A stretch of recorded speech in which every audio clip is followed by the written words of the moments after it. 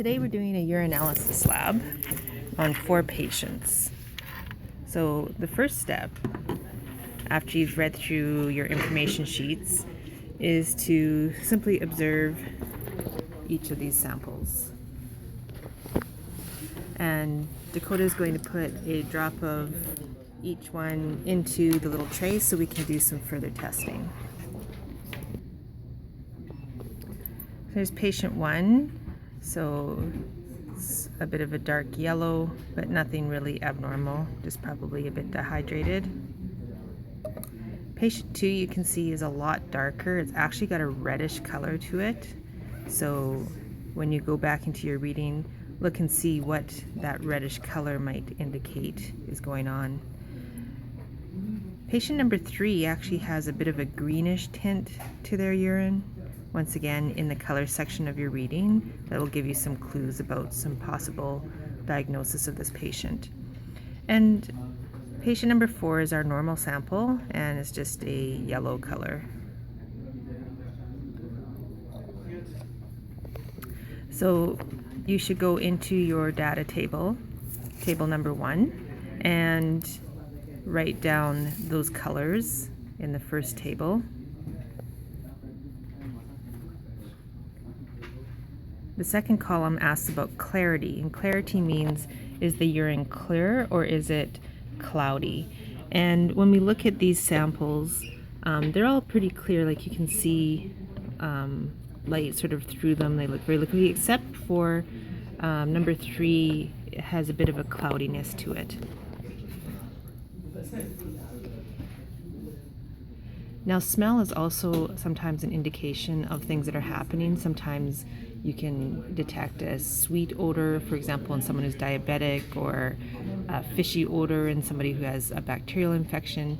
These samples are simulated, and there actually is no odor in these. So for that category, you won't have anything to report. There's really no smell from these. And you may or may not smell something even in a real sample. But just to be aware when you go through your reading that that is another indicator of health. Our next step is to test pH, and pH paper tells you whether something is acidic or basic, or sometimes we use the word alkaline.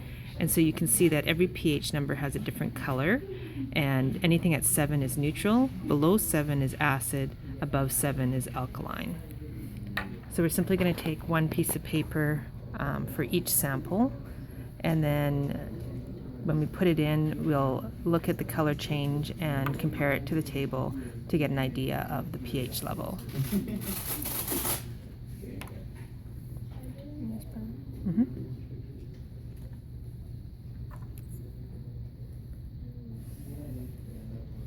So what you should do is match the color, and that's the number that you'll write into your table. So that's for patient number 1.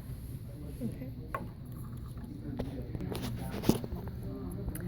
So we've tested the pH of all 4 of these samples. So they're all on the acidic side, and just write down the number that that color most closely resembles.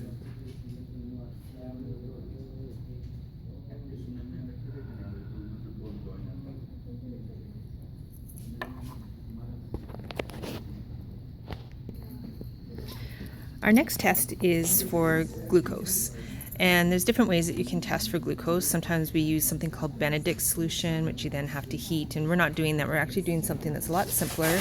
You can actually use these urine strips that are meant for urinalysis, and there's a color change that'll tell you how much glucose is present in the urine.